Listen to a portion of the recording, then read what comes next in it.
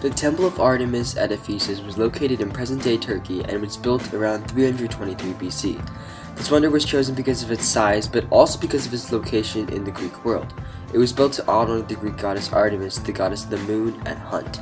This was built by Cheresphon and the architect from Greece, Onkelos Megasthenes.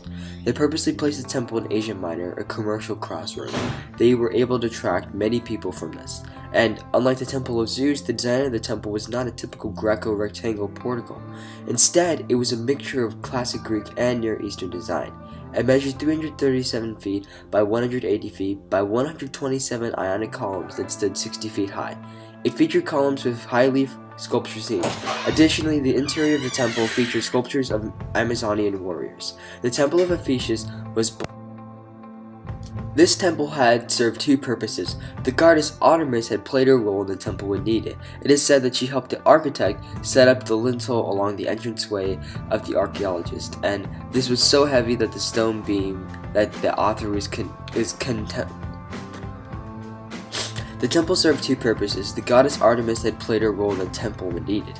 It is said that she helped the architect set up lintel over the entranceway of archaeologists, and this was so enormous and heavy that it was the stone beam that the architect considered suicide when contemplating his task. And these Amazonians requested asylum and went to this temple for it, and they were granted asylum, and this was used as a banking or for religious institution. This attracted poets, artists, and philosophers.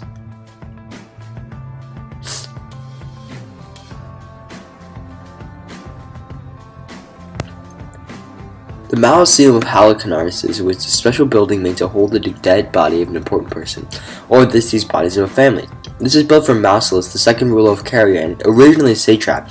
He had founded Halicarnassus, and so was entitled to receive honors on a tomb on the central square of the city. This was custom, and this wonder had three different cultures: Greek, Lycan, and Egyptian. Mausolus' queen, Artemisia, had actually requested for this wonder to be built. This happened when Mausolus died. This was built on the top of a hill overlooking the city. A stone platform that was close to the courtyard. The center was the Mausoleum, covered with white marble, and 1/3 of the Mausoleum was square that was covered with relief sculptures, and the next 1/3 was a set of 36 Ionic columns. One was a statue, and a solid block erected behind the columns to hold the structure together, and the roof was the last 1/3 of the Mausoleum.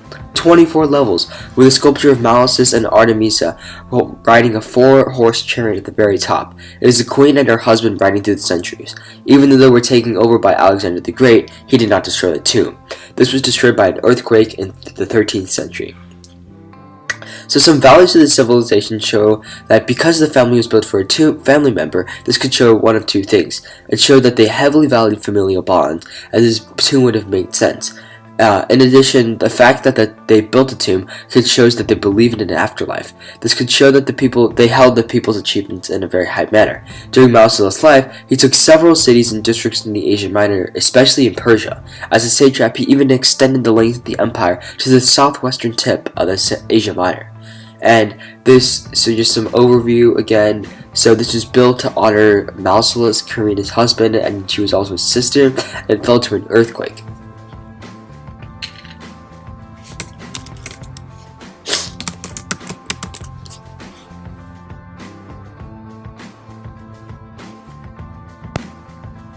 The Lighthouse of Alexandria was located on the island of Pharos in the harbor of Alexandria in Egypt. It would be a prime spot for trading in the Mediterranean. It was 353 feet tall.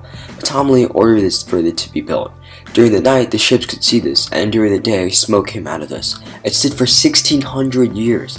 In 1300 AD, massive earthquakes destroyed the lighthouse. So some background info about this was that it was one of the most famous lighthouses. It was built by Sosostras or Sindus or by Ptolemy in 280 BC. On the island of Pharos, the harbor of Alexandria, it stood 350 feet tall, and it was the only thing at the time that was taller than the pyramids. And this needed to be built because most of their goods came from the water, and it was known as the Pharos, and this was pretty much the world's first skyscraper. It would guide ships into the harbor of the ocean and show them the grandeur of Alexandria. This was built in 3 stages, and all of them were sloping slightly inward. The lowest was the square, and the next the octagon, then the cylindrical shape, and they were all destroyed in an earthquake in the 1300s. On the base of the tower was a square tower that was 230 feet tall. The second was an octagonal, and above it was the lighting apparatus. It had ramps that would have donkeys that carried woods for the fire.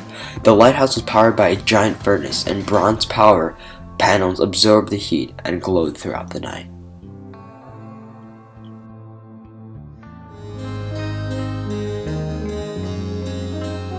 The island of Rhodes was an important economic center, and this was built to celebrate their victory against their freedom for Demetrius, and they had to endure a long war, and they wanted to build a statue of their Helios, their patron god.